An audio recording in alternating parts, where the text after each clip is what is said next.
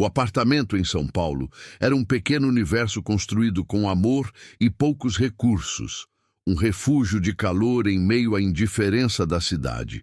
Cada centímetro das paredes contava uma história, coberto pelos desenhos vibrantes de Sofia e por fotografias que congelavam risadas compartilhadas entre mãe e filha.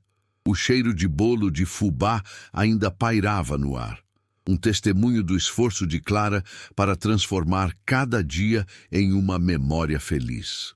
Naquela tarde, porém, a atmosfera acolhedora estava tensa, contaminada pela presença dissonante de Ricardo, seu pai. As visitas dele eram raras, protocolares e sempre deixavam um rastro de silêncio desconfortável. Ele parecia um estranho em um terno caro, deslocado em meio à simplicidade colorida daquele lar, um mundo que ele claramente não entendia e do qual não queria fazer parte. Sofia, com seus 10 anos e uma seriedade que não cabia em sua idade, estava sentada no tapete da sala, seu caderno de descobertas aberto no colo. Ela não desenhava, apenas observava. Seus olhos grandes e expressivos seguiam cada movimento do pai, analisando o sorriso forçado, a postura rígida. Quando o celular dele tocou, Ricardo se levantou e caminhou até o corredor, buscando uma privacidade que o pequeno apartamento mal oferecia. A voz dele, que minutos antes era revestida de um tom falsamente carinhoso ao falar com ela, mudou drasticamente. Tornou-se fria, metálica, desprovida de qualquer emoção. Foi essa mudança abrupta que fez Sofia prender a respiração, seus ouvidos se aguçando para decifrar os sussurros cortantes que vinham do corredor, sentindo que algo estava terrivelmente errado.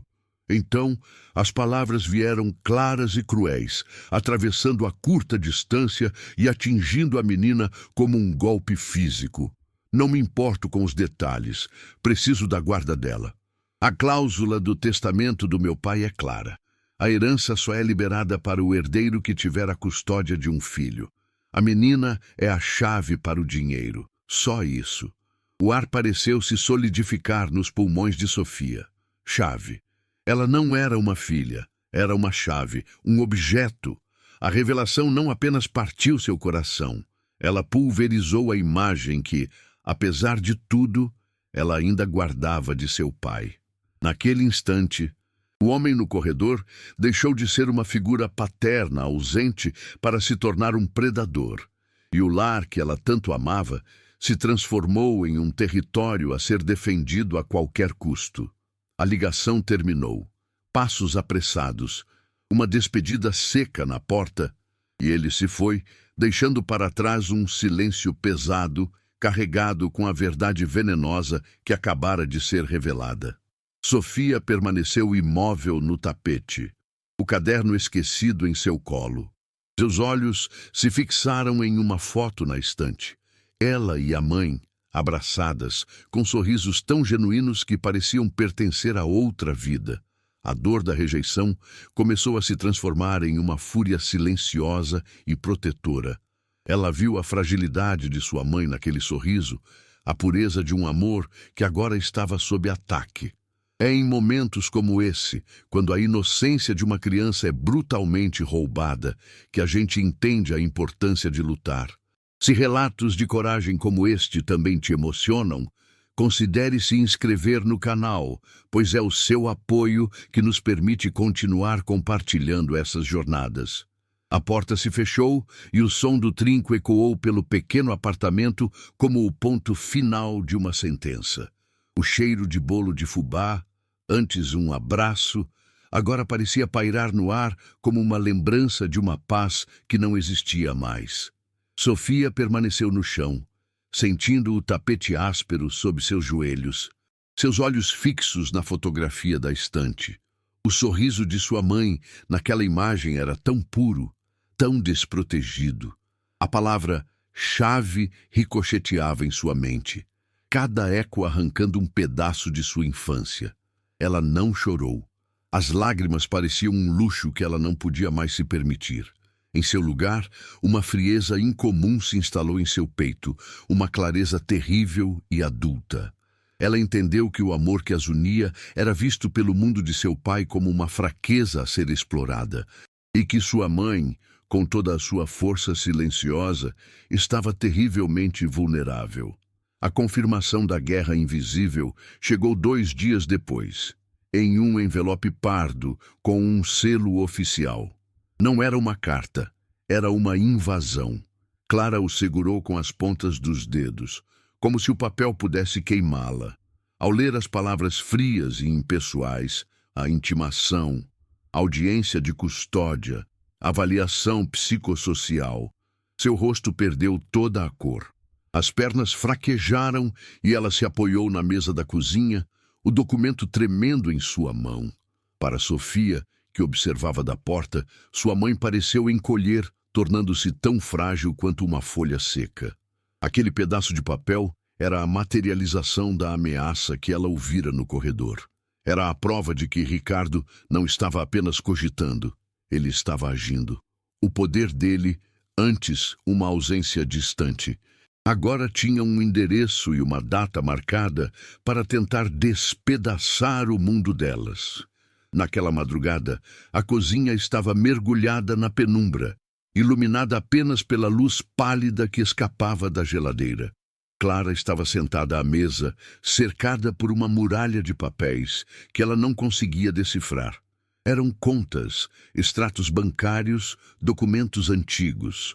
Ela os remexia sem propósito, como se procurasse uma resposta que não estava ali. Lágrimas silenciosas escorriam por seu rosto, caindo sobre as faturas de luz e água, testemunhas de sua luta diária para manter aquele lar de pé. O desespero era um peso físico em seus ombros, a sensação avassaladora de que seu amor e dedicação não valiam nada contra a influência e o dinheiro de Ricardo. Ela se sentia pequena, ignorante e completamente sozinha, uma formiga diante de uma onda gigante prestes a varrer tudo o que ela mais amava. Foi o som de um soluço contido que acordou Sofia. Ela encontrou a mãe naquela ilha de desolação, e seu coração se apertou com uma dor que era ao mesmo tempo infantil e ancestral. Sem dizer uma palavra, a menina se aproximou e envolveu os ombros de Clara com seus braços finos. O abraço era desajeitado, mas firme. Clara se assustou, tentando secar as lágrimas, mas Sofia a segurou com mais força, encostando a cabeça nas costas da mãe. Ela disse com uma voz que não parecia ter apenas 10 anos. Uma voz carregada de uma convicção inabalável. Nós vamos lutar. Eu vou te ajudar. Naquele instante, na quietude da cozinha, a dinâmica entre elas mudou para sempre. A filha, que sempre fora protegida, se tornava a protetora. A mãe, que sempre fora o pilar, encontrou na fragilidade de sua cria a força que precisava para não desmoronar. A manhã seguinte não trouxe o sol, mas trouxe uma calma diferente. A névoa do desespero havia se dissipado, substituída por uma atmosfera de determinação silenciosa. Elas tomaram café da manhã sem conversar muito, mas o silêncio não era mais de dor, e sim de cumplicidade. Um pacto havia sido selado na penumbra da cozinha. Clara olhava para Sofia e não via mais apenas sua menina, mas uma aliada, uma pequena guerreira de olhos sérios. E Sofia, por sua vez, observava cada movimento da mãe, cada suspiro cansado, com uma nova responsabilidade. Seu caderno de descobertas foi guardado. A missão, agora, era outra. Ela precisava entender a linguagem do inimigo, decifrar os códigos daquele mundo adulto que ameaçava engoli-las. E ela faria isso da única maneira que sabia: estudando. A biblioteca da escola, antes um lugar para contos de fadas e aventuras, transformou-se em seu quartel-general. Enquanto seus colegas se perdiam em mundos de magia e fantasia, Sofia se embrenhava em um território muito mais árido e complexo. O cheiro de papel velho e poeira se tornou o perfume de sua nova obsessão. Com os dedos pequenos, ela folheava volumes pesados cujos títulos fariam qualquer adulto hesitar. Vade Mecum, Código Civil, Estatuto da Criança e do Adolescente. As palavras eram como um idioma estrangeiro, hermético e intimidador, mas ela não recuou. Copiava termos, frases, artigos inteiros em um novo caderno. Sua caligrafia infantil tentando domar a rigidez da linguagem jurídica. É neste ponto que a gente percebe que a verdadeira força não tem tamanho. Se você também acredita que histórias de coragem precisam ser contadas, junte-se a nós se inscrevendo no canal. É o seu apoio que nos dá fôlego. As tardes se tornaram uma rotina de investigação sigilosa. Usando os computadores da escola com tempo limitado, ela pesquisava cada termo que não entendia. Poder familiar, guarda compartilhada, alienação parental. Cada conceito desvendado era uma pequena vitória, uma peça a mais no quebra-cabeça que ela estava montando. Seu caderno de descobertas agora era um glossário jurídico improvisado, cheio de anotações e perguntas. Ela começou a entender que a lei, apesar de fria, tinha brechas e, mais importante, tinha princípios. Descobriu artigos que falavam sobre o melhor interesse da criança, sobre o direito à sua convivência familiar e a importância do vínculo afetivo. Eram palavras que, para ela, tinham um significado muito mais profundo do que para os advogados. Eram a descrição exata do seu mundo com Clara. A pressão externa não tardou a chegar, como uma maré lenta e insistente. A primeira visita da assistente social foi um evento tenso. Uma mulher de expressão neutra e olhar perscrutador andou por cada cômodo do apartamento, fazendo perguntas que pareciam simples, mas que carregavam um peso enorme. Ela inspecionou a geladeira, olhou os desenhos na parede e fez anotações em uma prancheta. Clara respondia com a voz trêmula, tentando parecer calma, enquanto sentia seu lar, seu santuário, ser dissecado e julgado. Sofia, sentada no sofá, permaneceu em silêncio, mas seus olhos não perdiam um único detalhe, analisando a visitante com a mesma intensidade com que ela estudava seus livros, tentando decifrar o que estava por trás daquela fachada profissional. A escola, que sempre fora um refúgio seguro, também se tornou um campo de batalha sutil. Os professores começaram a notar a mudança em Sofia. A menina, antes participativa e curiosa, agora parecia exausta e distante durante as aulas, seu pensamento claramente em outro lugar. Suas notas, que sempre foram impecáveis, começaram a oscilar. Uma reunião foi marcada. Clara teve que ouvir, de cabeça baixa, as preocupações da coordenadora sobre a queda de rendimento e o comportamento atípico de sua filha. Ela não podia explicar a verdade, não podia revelar a guerra que travavam em casa. Então, apenas assentia, prometendo dar mais atenção, sentindo-se ainda mais isolada e julgada, exatamente como a estratégia de Ricardo previa. Para Clara, cada dia era um misto de orgulho avassalador e uma culpa que a corroía por dentro. Ela via a filha debruçada sobre os livros até tarde da noite, a testa franzida em concentração, e seu coração se partia. Aquela deveria ser a hora de histórias de ninar, não de artigos de lei. Ela via a infância de Sofia escorrendo por entre os dedos, substituída por uma responsabilidade que nenhuma criança deveria carregar. Às vezes, ela entrava no quarto e encontrava a filha adormecida sobre um livro aberto, o rosto marcado pelo cansaço. Nesses momentos, Clara se sentava ao lado da cama e chorava em silêncio, sentindo o peso de seu próprio fracasso. A força de sua filha era o espelho de sua própria impotência, e essa era uma verdade quase insuportável. Enquanto isso, a máquina jurídica de Ricardo operava com uma eficiência cruel e impessoal. As cartas de seus advogados chegavam com uma regularidade assustadora, cada envelope trazendo uma nova exigência, uma nova acusação velada. A linguagem era calculadamente intimidadora, projetada para fazer Clara se sentir inadequada e despreparada. Relatórios eram solicitados, Prazos eram impostos, e a cada parágrafo ela se sentia mais afogada em uma burocracia que não compreendia. Era uma guerra de desgaste, uma tática para esgotar seus recursos financeiros e, principalmente, sua resistência emocional. O objetivo era claro: fazê-la acreditar que era uma mãe negligente, que lutar era inútil e que a única saída honrosa era entregar sua filha. Mas Sofia não se deixava intimidar pela complexidade dos textos ou pela pressão que sentia ao redor. Pelo contrário, a cada obstáculo, sua determinação se afiava. Ela começou a conectar os pontos, a entender que a lei não era apenas um conjunto de regras, mas uma narrativa. E na história delas, os fatos mais importantes não estavam nos extratos bancários de seu pai, mas nos pequenos detalhes do dia a dia, nas panquecas de domingo, nas histórias antes de dormir, no abraço apertado depois de um pesadelo. Ela sublinhou com força um trecho do Estatuto da Criança e do Adolescente, que falava sobre o dever da família de assegurar, com absoluta prioridade, o direito ao respeito e à dignidade.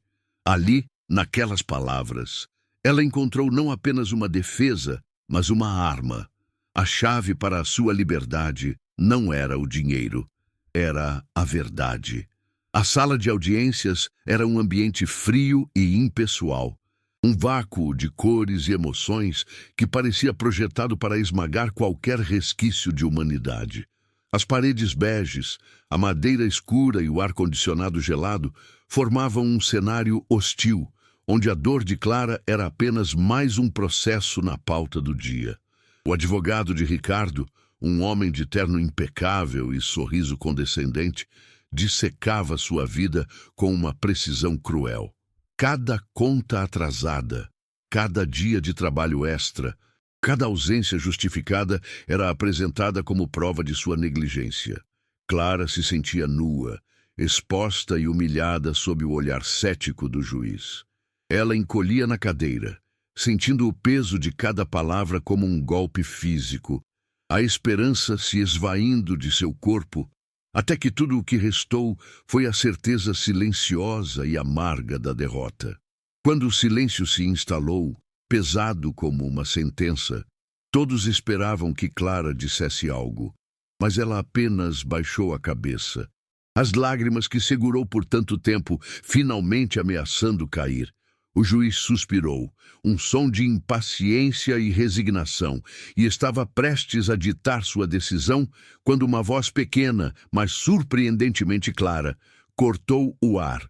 Com licença, meritíssimo. Todos os olhares se voltaram para Sofia. Ela estava de pé ao lado da psicóloga judicial, sua figura miúda parecendo ainda menor naquele ambiente grandioso. Mas não havia medo em seus olhos. Havia uma calma assustadora, uma gravidade que fez o juiz franzir a testa, intrigado.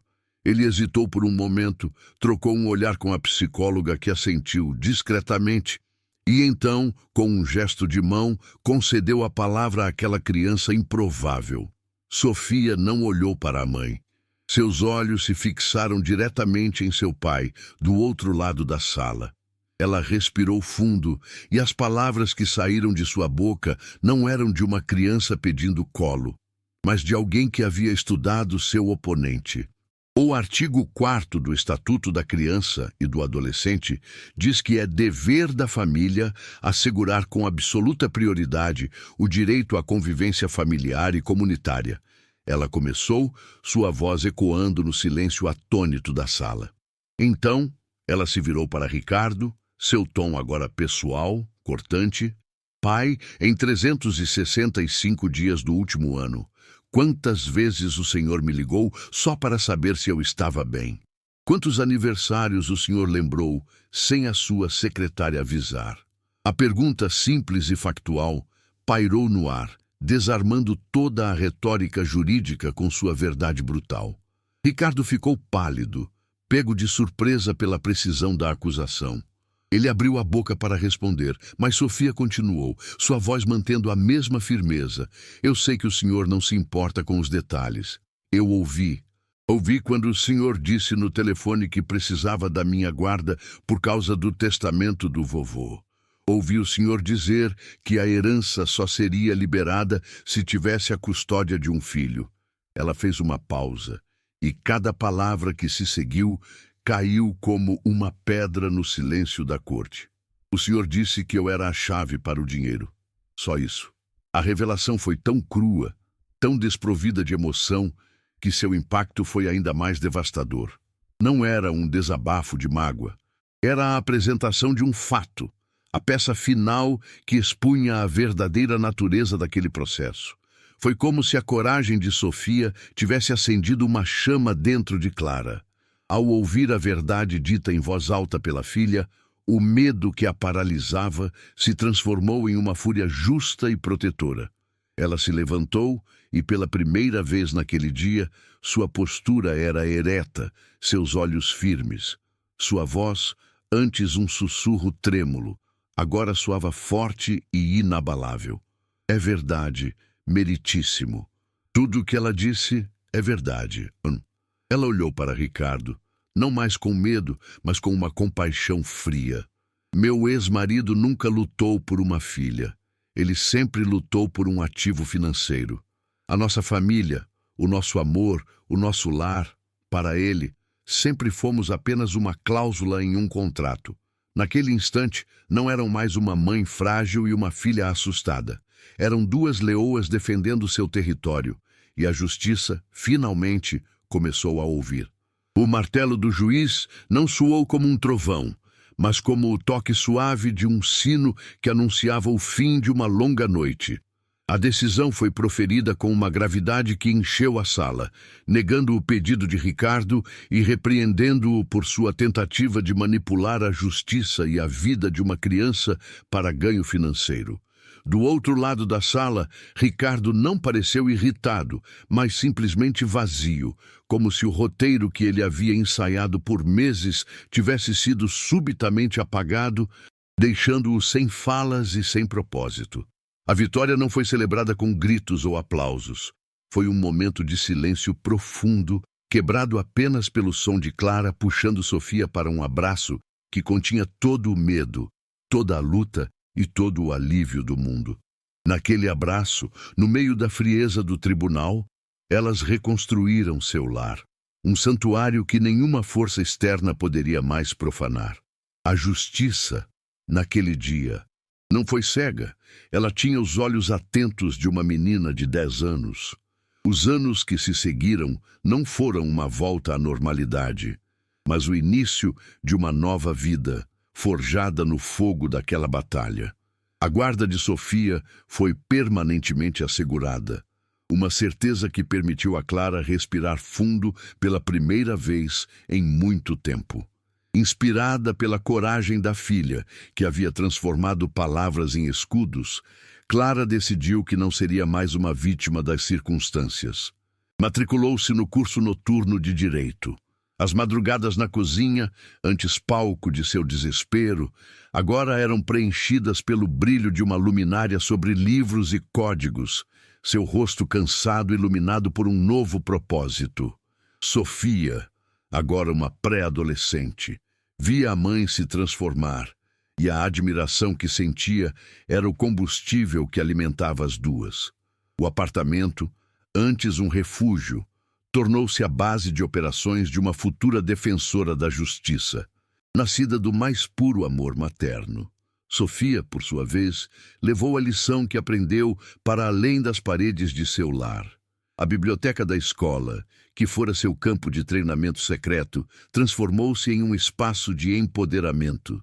Ela criou um pequeno clube, o Clube dos Curiosos, onde, de forma lúdica e com a ajuda de gibis e desenhos, ensinava outras crianças sobre seus direitos básicos, sobre a importância de ter uma voz e o direito de ser ouvido.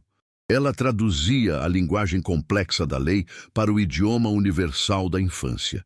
Não falava de litígios ou custódia, mas de respeito, de amor e do direito de ser feliz. Seu caderno de descobertas não era mais um diário de guerra, mas um manual de esperança, compartilhado com amigos que, como ela, estavam aprendendo que ninguém é pequeno demais para entender o que é justo e lutar por isso. O pequeno apartamento em São Paulo continuava o mesmo, mas a energia dentro dele havia mudado para sempre. Não era mais apenas um lar, era um legado em construção. As paredes agora exibiam não apenas os desenhos coloridos de Sofia, mas também os diplomas e certificados de Clara, cada um uma medalha conquistada com noites de estudo e sacrifício. Elas haviam aprendido que a justiça não é algo que se recebe, mas algo que se constrói, dia após dia, com coragem e amor.